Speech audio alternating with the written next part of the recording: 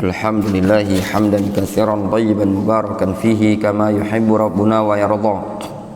Wa ashhadu an la ilaha illallah wahdahu la syarikalah wa ashhadu anna Muhammadan abduhu wa rasuluhu sallallahu alaihi wa ala alihi wa ashabihi ajma'in, amma ba'd.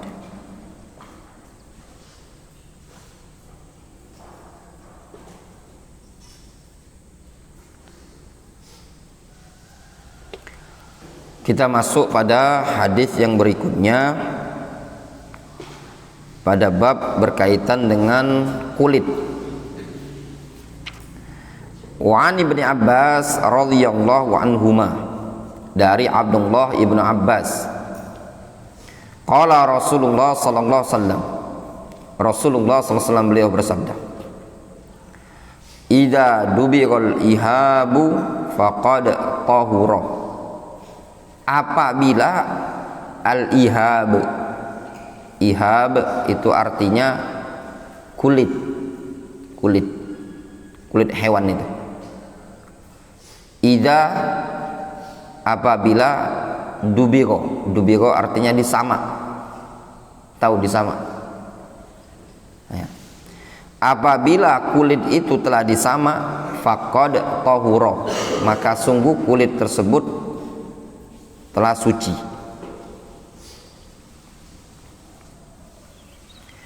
Akhrajahu Muslimun, diriwayatkan oleh Imam Muslim. Wa indal arba'ah, dan pada riwayat 4 imam, ayyuma ihabin dubiro, kulit apapun yang disama.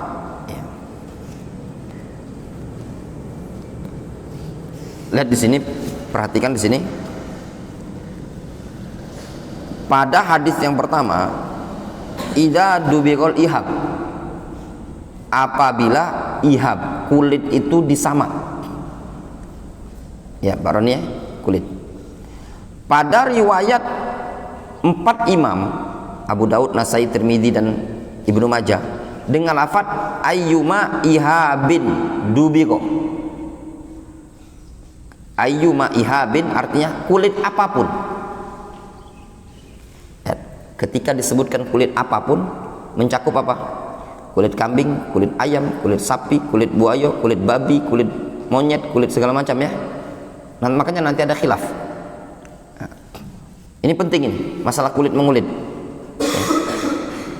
Antum punya tas kulit apa? Kulit babi, kulit buaya, kulit macan, kulit harimau.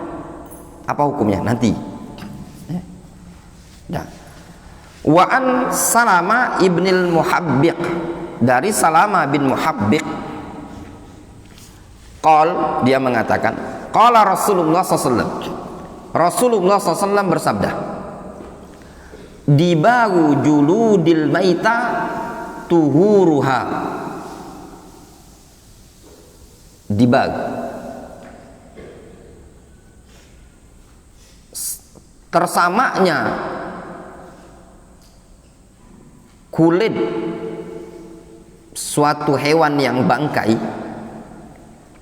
tuhuruha adalah membersihkannya. Lihat bahasanya tuhur. Apa arti tuhur itu? Tindakan ya, tindakan pembersihan. Maknanya apa? Pensamakan pada suatu kulit adalah pensucian kulit itu. Itu artinya. Dibag itu artinya penyamakan, sama. Tahu istilah sama? Antum Randi tahu istilah disama? Tahu. Dibersihkan, itu. Itu masuk disama. Disamanya kulit suatu hewan bangkai, tuhurwa adalah pembersihan terhadap, pensucian terhadap kulit itu. Sahahu Ibnu Hibban. Dah. Hadis yang berikutnya, wa an Maimunah, dari Maimunah radhiyallahu anha qalat, Maimunah menceritakan, marra Rasulullah SAW bisyatin yajurrunaha, Rasulullah SAW melewati seekor kambing yajurrunaha, yang ditarik oleh orang-orang. Jadi Rasul melewati orang-orang yang sedang narik seekor kambing. Faqal, lalu Rasul mengatakan, lau akhadtum ihabaha, kalau seandainya kalian mengambil kulitnya. Faqalu, sahabat mengatakan, innaha maitah, itu kulit sudah bangkai, ini kambing sudah mati. Faqal, lalu Rasul menimpali, yutahhiruha alma wal qaradu, bangkai itu, kulit tadi bisa disucikan dengan air, wal qarad, qarad itu sejenis tanaman yang dipakai oleh orang zaman dahulu untuk membersihkan kulit. Kira-kira kalau zaman sekarang ini tanaman apa lah Pak Roni?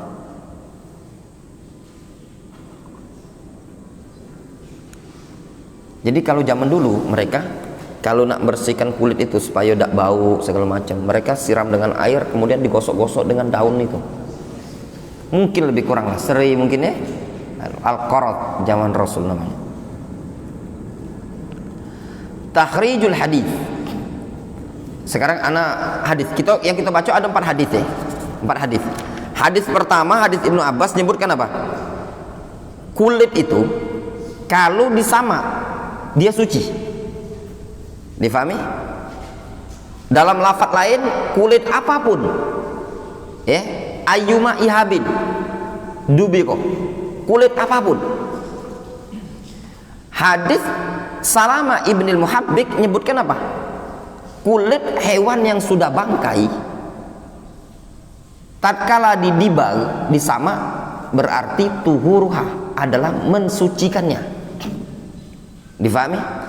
Penyamakan kulit suatu hewan yang sudah bangkai adalah tuhuruha, pensuciannya. Difahami? Proses mengolah dia menjadi suci.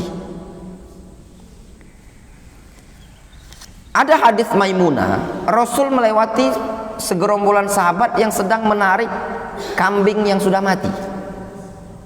Kata Rasul, ngapo dak diambil kulitnya? Kata sahabat, inilah kambing mati, berarti bangkai. Kata Rasul, dak apa-apa, yutahhiruha alma wal qaradu, bangkai yang sudah najis, kulit yang najis ini bisa menjadi suci dengan air dan qarad ketika dibersihkan. Faham sampai sini?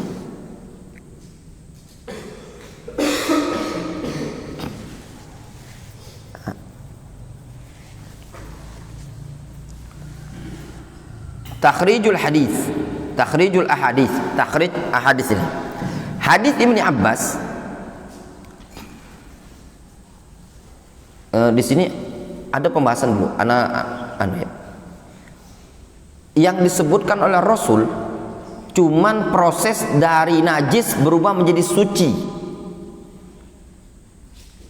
Kulit bangkai suatu hewan najis apa enggak? Najis.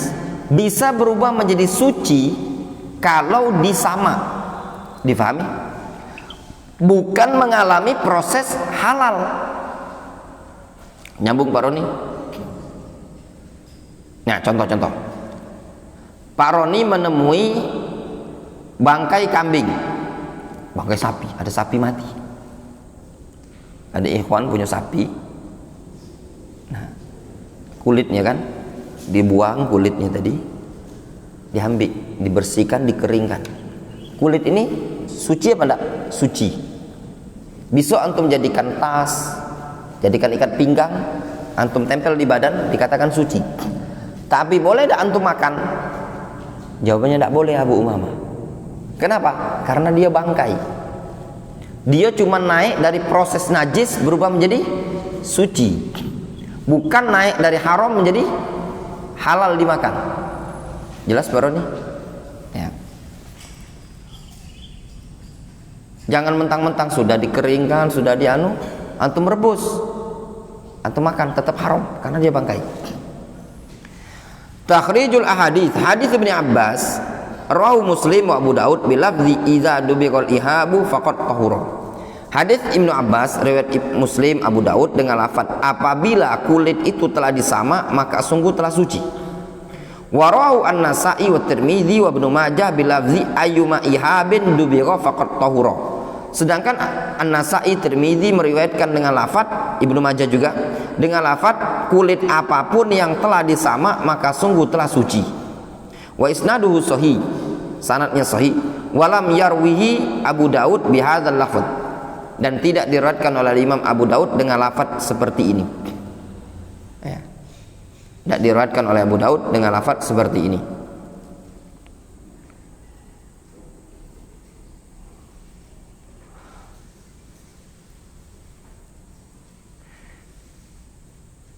Hadis Sa'ad ibn al-Muhabbik, kok Sa'ad ya? Salamah. Iya enggak? Iya enggak, bro? Iya enggak? Salamah itu di atas. Ya salamah sih. Wa hadis Sa'ad ibn al-Muhabbik, yang benar Salamah ibn al-Muhabbik. Rawahu Ibnu Hibban wa rawahu Ahmad wa Abu Daud wa Nasa'i bima'nahu. Itu riwayat Ibnu Hibban, Nasa'i, Ibnu Hibban, Ahmad, Abu Daud, Nasa'i yang semakna dengannya. Wa fi sanadi, dalam sanadnya ada Jaun ibnu Qatadah. Ada Jaun bin Qatadah majhulul hal, majhulul hal. Lakinnal hadis hasanun bisyawahid. Akan tetapi hadis ini dikatakan hasan, hasan dengan syawahidnya. Dikatakan hasan dengan syawahid yang ada. Kemudian hadis Maimunah, hadis Maimunah. Rawahu Ahmad, riwayat Ahmad. Wa Abu Daud, juga riwayat Abu Daud. Wa Nasa'i, riwayat Nasa'i. Wa sanaduhu dhaif. Sanadnya ada kelemahan. Fihi Abdullah ibnu Malik, pada sanadnya ada Abdullah bin Malik. Wa ummu al-Aliyah bintu Subai', dan ibunya bernama Aliyah bintu Subai' majhulani. Keduanya majhul.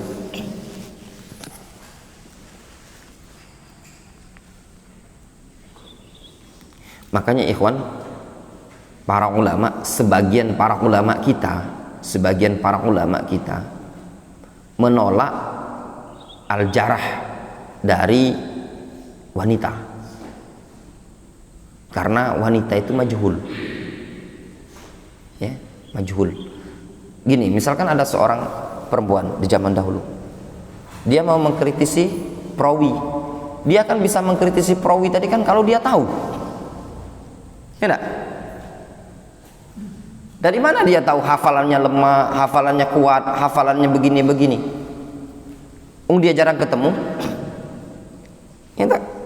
Nah, apalagi zaman sekarang, ummahat nggak pernah ikut kajian Ustadz Abdul Hajjaj, ketemu belum pernah, berkawan apalagi, makan bareng apalagi, tahu-tahu ngomong.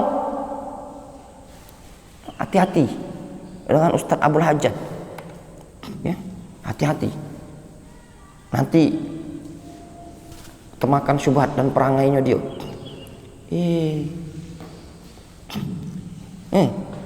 Iyo, mahat barang.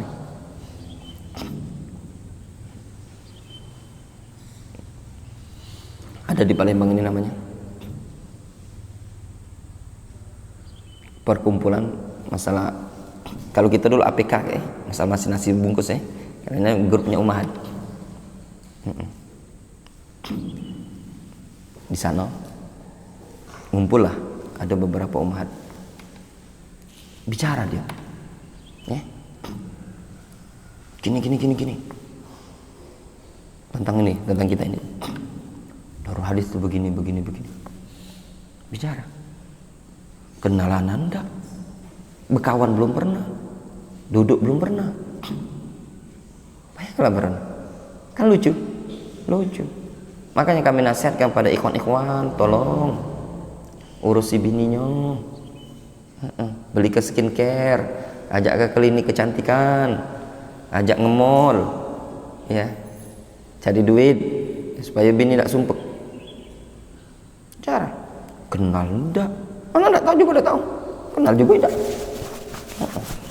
Ya kalau enggak tahu sudah diam.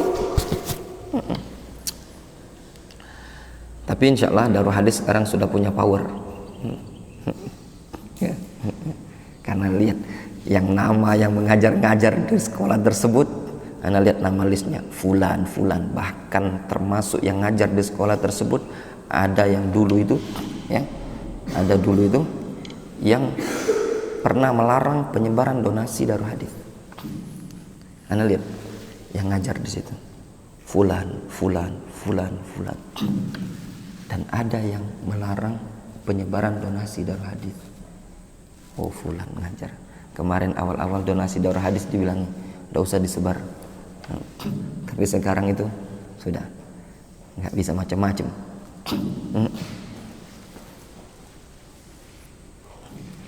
Itulah yang punya istri tolong diperhatikan,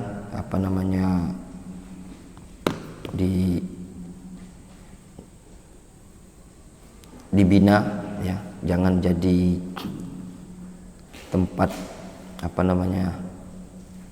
obrolan.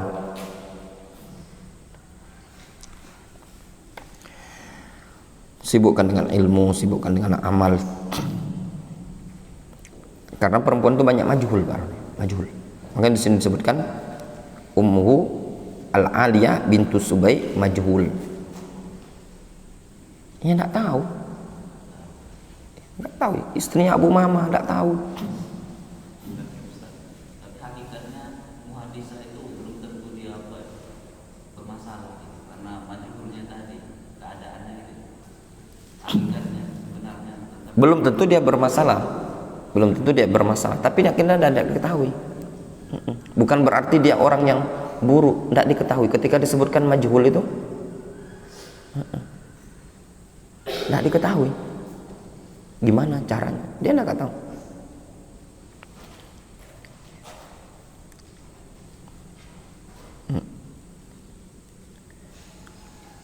Dia masih, kalau majhul itu dia tidak diketahui dia ini orang yang terrekomendasi atau terjarah. Namanya dia di rumah tertutup, iya, dia tidak keluar rumah. Jadi dia masih mending derajatnya tadi dalam ilmu mustalah, masih mending. Ada memungkinkan dia kalau banyak bisa naik mungkin syawahid-syawahidnya tadi, karena dia majhul. Tidak bisa dikatakan dia buruk hafalannya, karena dia majhul.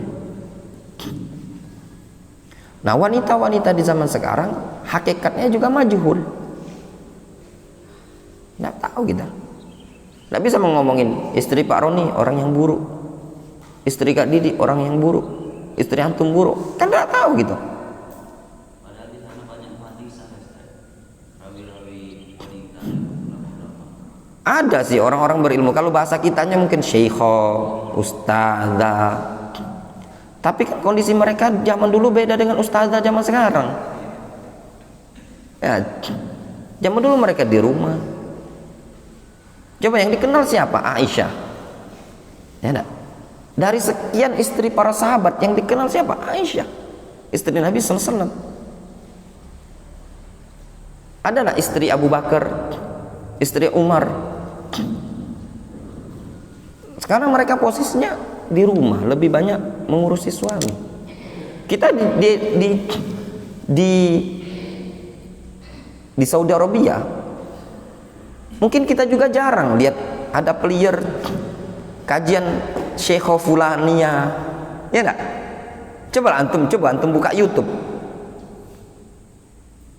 Ada YouTube, Dil, cari antum. Syekh apa cak itu? Ada pernah antum dengar? Anda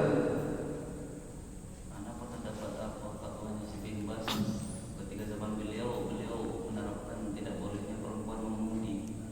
Ya memang zamannya Syekh Abdul Muhsin Al-Abbad. Iya. Seperti itu memang. Kalau zaman kita ini kan terlalu bebas lah, longgar lah ya. Enggak usah jauh-jauh. Syekh Ubaid Al-Jabiri ketika datang ke Jogja ditanya apa hukum wanita naik motor. Hah? Kata Syekh Ubaid, naik motor?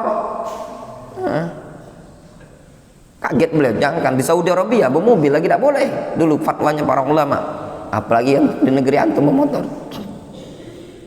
ya. Apalagi kalau motornya tali Vision, Umahat naik Vision pengajian ya. Umahat set markir ke tadi Ninja, Kawasaki Ninja.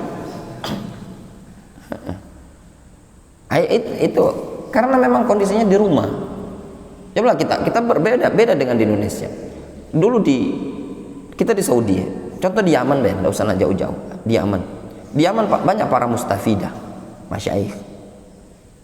Tapi yang muhadharah, yang keliling dakwah, keliling kampung itu Syekh ngasih dakwah, ngasih ada pengajaran, ada di markiz perempuan.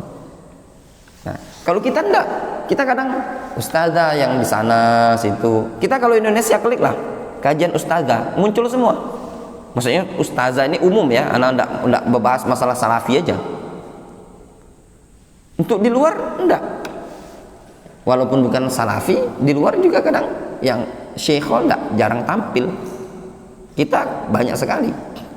Nah, itu bedanya. Itu berkaitan dengan status seorang perempuan. Jadi hukum asal perempuan itu ya majhul. Kenapa majhul? Karena mastur, tertutup dia. Nah, kalau kondisi dia tertutup, gimana dia mau nilai orang lain? Akhi Abu Umamah itu dia begini-begini, kenal tidak, berkawan tidak, antum bisa ngeritik. Yo, ini kalau ada umahat yang bisa ngeritik itu kalau apa? Kalau dia itu berkawan. Taklim di tempat kita tidak, belajar di kita tidak, bisa memberikan kritikan, kan aneh ya? Ada lana tandoi kalau cuman yang anak belum tahu tuh lakinya, siapa lah lakinya, Ummu Fulana, cuma lakinya udah tahu. Ada salah seorang ummahat balik di sini lah. Aduh, agak cak mano lah cak itu. Tunggulah kaget. Suatu saat butuh juga darah hadis nyari pondok. Masukkan anak, biarin baik. Kadang termakan omongan. Cak ini, cak itu, cak ini. Dengar ke omongan. Ya. Biarlah. Apa yang mereka perbuat akan ditanyai oleh Allah Subhanahu wa taala. Dan itu bukan sya'nul mar'ah, urusan perempuan.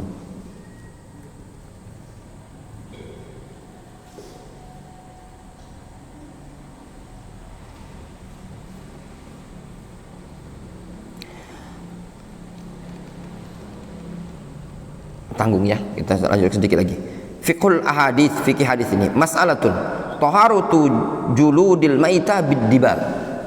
Sucinya kulit suatu bangkai bid-dibal dengan penyamakan, dengan sama. Zahabal Hanafiyah wa Syafi'iyah wa Zahiriyah wa ba'dul Malikiyah wa ba'du fuqaha'il Hanabila ila annal juluda jami'aha tathuru bid-dibal. Hanafiyah, Syafi'iyah, Zahiriyah dan sebagian Malikiyah dan sebagian fuqaha Hanabila, mereka berpendapat bahwasanya annal julud jami'aha tathuru bid-dibal, bahwasannya kulit, seluruh kulit suci dengan sebab penyamakan. Kulit bisa suci kalau disamak. Itu pendapat siapa tadi?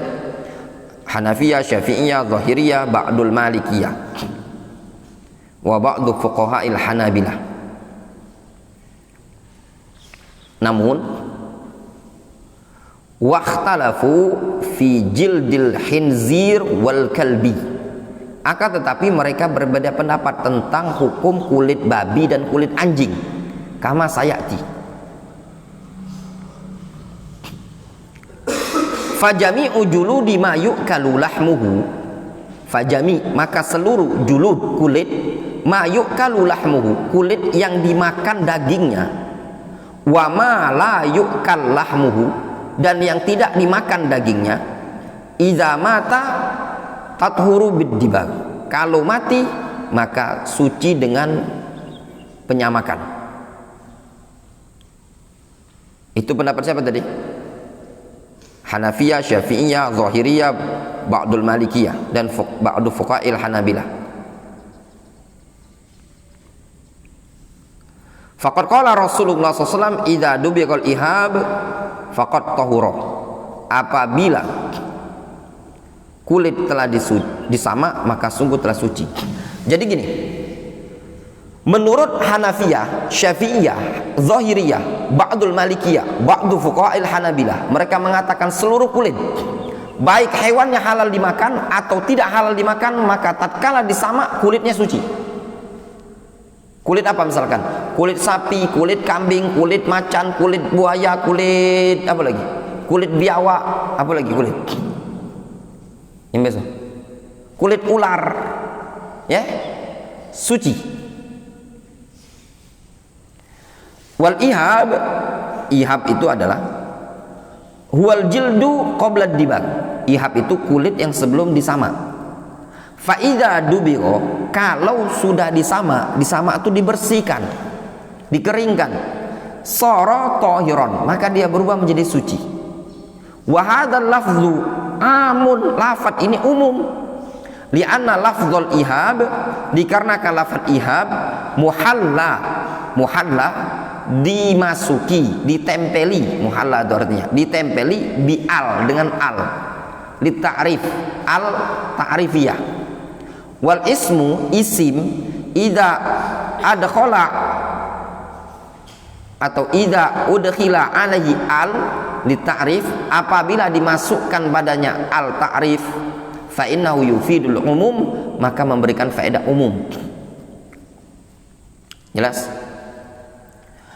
Wa fi riwayatin, pada riwayat yang lain, ayyuma ihabin dubira faqad tahura, kulit apapun yang disamak maka sungguh telah suci. Lihat bahasanya dengan ayyuma. Hadza kadzalika yufidul umum, ini juga memberikan faedah umum. Falafzatu ihab, maka lafaz ihab nakiratun, adalah nakirah sabaqat atau subiqat bi adati syarat, dengan adat syarat ayyuma. Kaidahnya apa? Wasmun nakirah, isim nakirah, idza kana fi siyaqi syarti, apabila pada konteks syarat, fa innahu yufidul umum, maka isim nakirah tadi memberikan faedah umum. Jelas?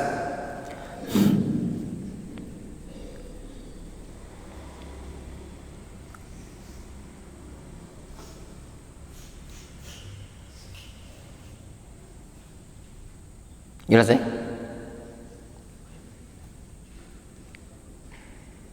Jadi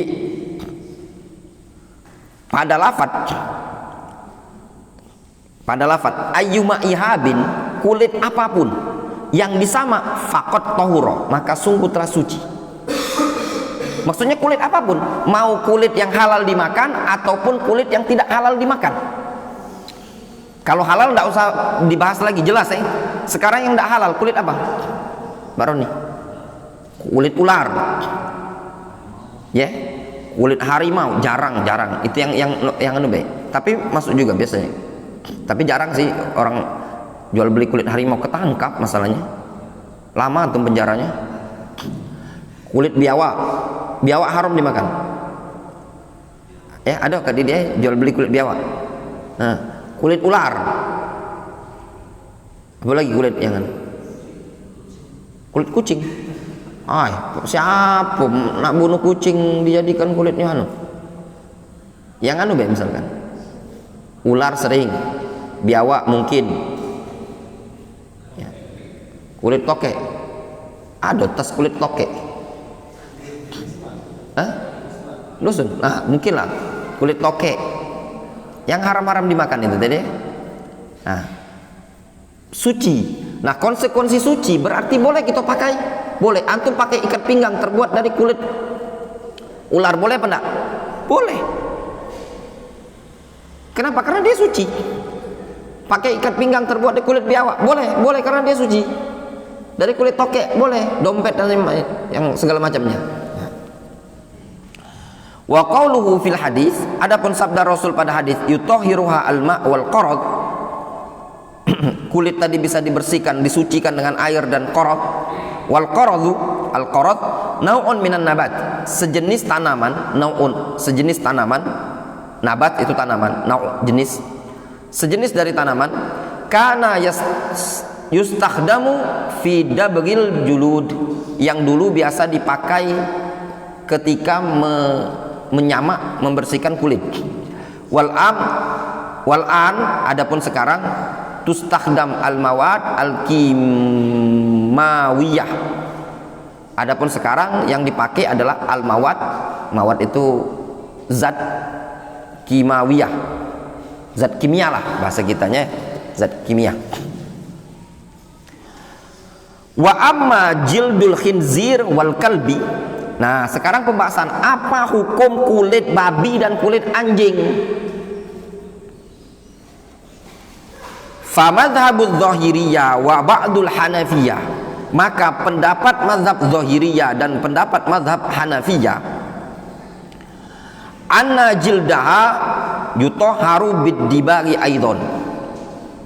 Menurut zahiriyah dan hanafiyah, bahwasanya kulit babi dan kulit anjing bisa suci dengan penyamakan.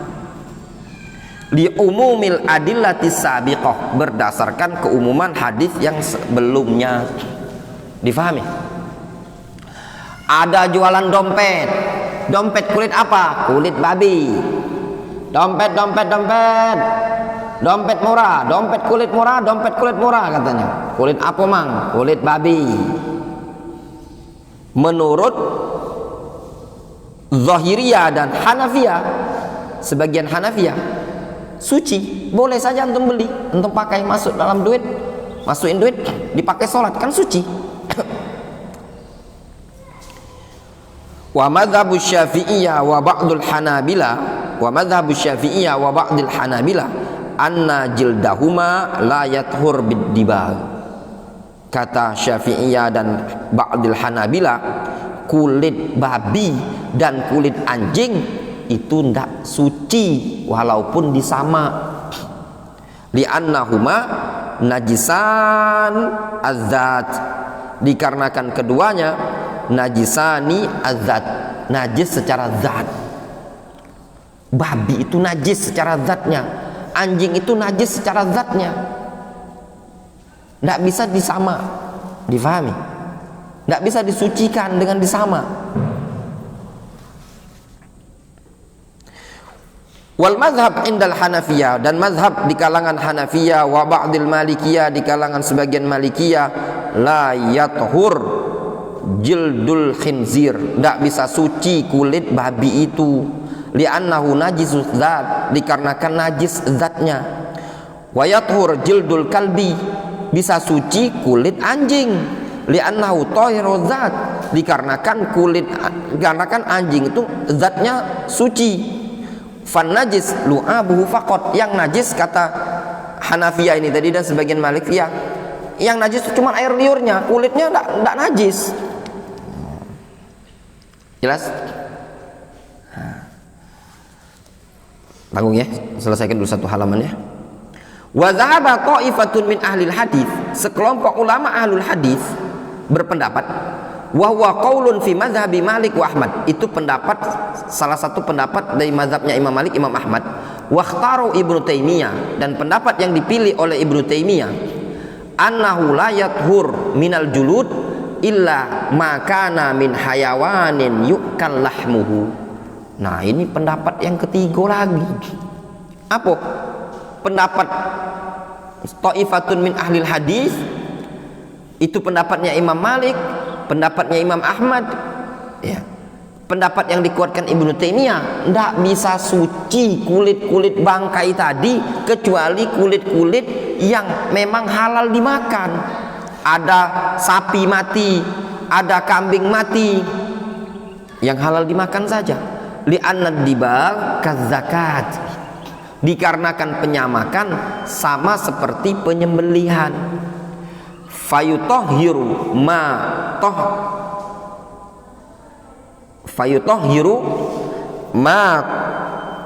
tahura bizakat, dia bisa membersihkan, mensucikan sesuatu yang bisa suci dengan proses penyembelihan. Wali hadis Abi Malih an abihi, disebutkan dalam hadis Abu Malih dari bapaknya, qala naha Rasulullah SAW an juludis siba, Rasul melarang dari kulit hewan buas. Rawahu Ahmad wa Tirmidzi, hadis ini riwayat Ahmad dan Tirmidzi. Wa sawwaba fihi al-irsal, Imam Tirmidzi lebih membenarkan hadis ini kedudukan mursal, lakin lahu syawahid, akan tetapi punya penguat. Jelas Pak Roni? Berarti ada, kalau kita simpulkan ada 4 pendapat. Pendapat pertama mengatakan seluruh kulit suci. Halal atau tidak halal kulit tadi, maka mau kulit babi, kulit anjing, kulit seluruh kulit, kalau sudah disama suci. Ya. Yang kedua, kulit babi, anjing tidak suci. Yang ketiga, kulit babi najis, kulit anjing suci. Yang keempat, seluruh kulit yang bisa disucikan dengan disama hanya pada kulit hewan-hewan yang halal dimakan. Kalau tidak halal dimakan, seperti kulit macan, kulit harimau, kulit apa lagi? Kulit biawak, kulit ular, katanya najis, tidak bisa disucikan.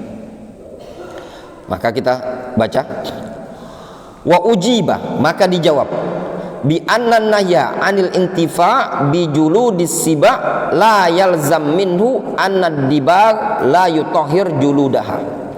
Jawaban untuk hadis Rasul melarang dari kulit hewan buas, dijawab bahwasanya pelarangan tersebut dari mengambil kemanfaatannya.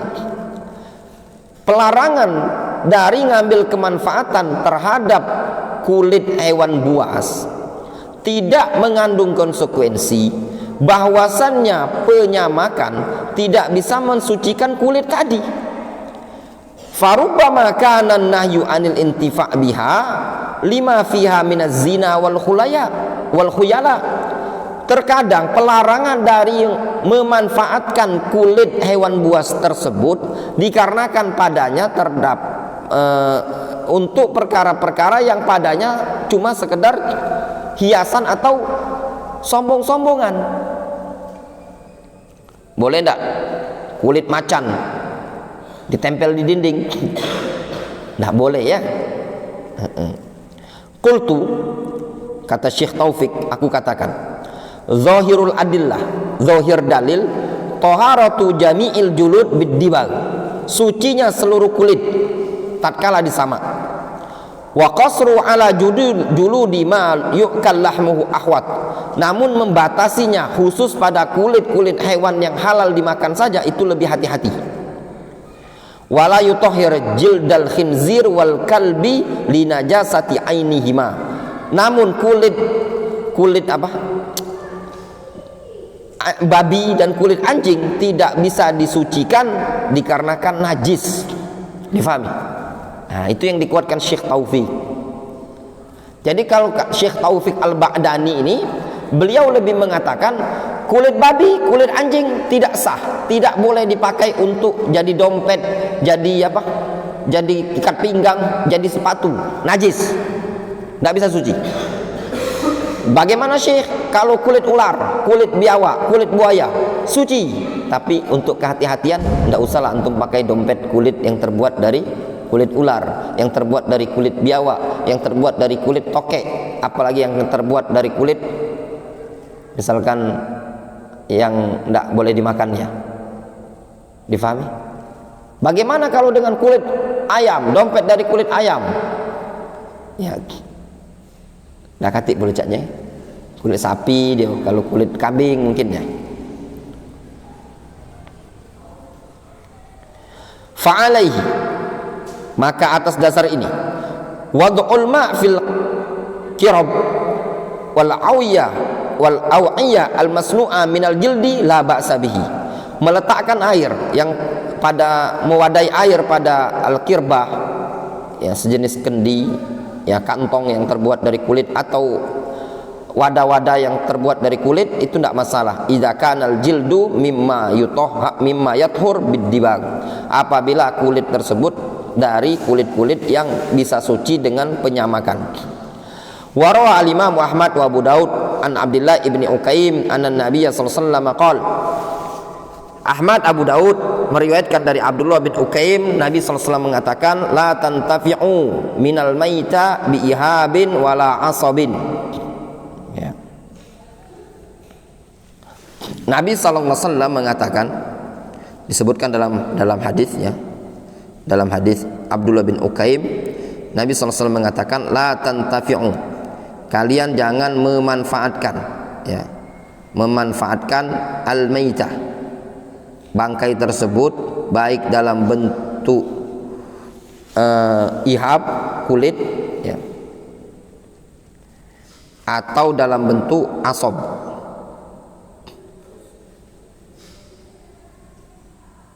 Asob itu sejenis urat, otot, itu namanya asob, ya. Asob itu urat atau otot dia, itu tidak boleh. Wa zahiruhu, secara zahir, anna jildal maita la yuntafa'u bihi mutlaqan walau dubigha. Hadis ini secara zahir menunjukkan bahwasanya kulit suatu bangkai tidak bisa dimanfaatkan secara mutlak meskipun disamak. Wal jawab alaihi bi amrain, maka dijawab dengan dua jawaban. Al awal, jawaban yang pertama, anna fi sanadihi ittiraban katsiran, bahwasanya pada sanadnya terdapat ittiraban katsiran, terdapat kegoncangan yang sangat banyak. Wa in kana rijalu thiqat, meskipun perawi-perawinya thiqat, fala yu'aridul ahadits allati hiya asahhu minhu sanadan wa aktsaru minhu turuqan. Meskipun hadis-hadisnya banyak kegoncangan, namun hadis itu tidak bisa menentang hadis-hadis yang lebih sahih sanad dan lebih banyak jalan-jalannya. Ka hadis Ibnu Abbas, seperti hadis Ibnu Abbas, anna Nabi sallallahu alaihi wasallam qala, idza dubiqal ihab faqad tahur, apabila kulit telah disamak maka sungguh telah suci. Maksudnya hadis yang menyebutkan Rasul mengatakan janganlah kalian memanfaatkan bangkai baik kulitnya ataupun urat-uratnya, ya. Hadis ini ada kegoncangan. Meskipun hadis ini sangat sahih atau perawi-perawinya thiqat, namun hadis ini tidak bisa menentang hadis-hadis yang lebih sahih sanad dan matannya. Ya. Asani ala thubutihi, anggaplah hadis tersebut sahih. Fal maksud al-ihab qabla ayyudbag, maka yang dimaksud adalah kulit sebelum penyamakan. Fal maita la yuntafa bi ihabiha qabla dibagha, sehingga maksudnya bangkai itu tidak bisa dimanfaatkan sebelum disamak, ya. Ringkasnya, kesimpulannya yang dikuatkan oleh Syekh Taufik Al-Ba'dani, ya, pendapat yang dikuatkan oleh Syekh Taufik Al-Ba'dani, seluruh kulit suci kalau disamak, mau dia kulit buaya, mau dia kulit kambing, mau dia kulit sapi, mau dia kulit biawak, mau dia kulit ular, suci. Namun beliau lebih hati-hati mengatakan manfaatkan saja kulit-kulit yang halal dimakan, ahwat, ya. Kalau anak pribadi lebih condong ke yang tadi, ya. Nah, bagaimana dengan kulit anjing dan babi? Nah, di sini juga pembahasan kulit anjing dan babi juga ada khilaf di kalangan para ulama, ya. Namun Syekh Taufik lebih menguatkan anjing dan babi najisatun, najis secara zat. Kalau zatnya memang najis, maka tidak bisa disucikan. Wallahu ta'ala a'lamu bishawab. Jelas ya? Nah, makanya kalau lebih hati-hati kalau antum mau beli ikat pinggang yang kulitnya dari sapi, jangan dari kulit babi. Wallahu a'lam.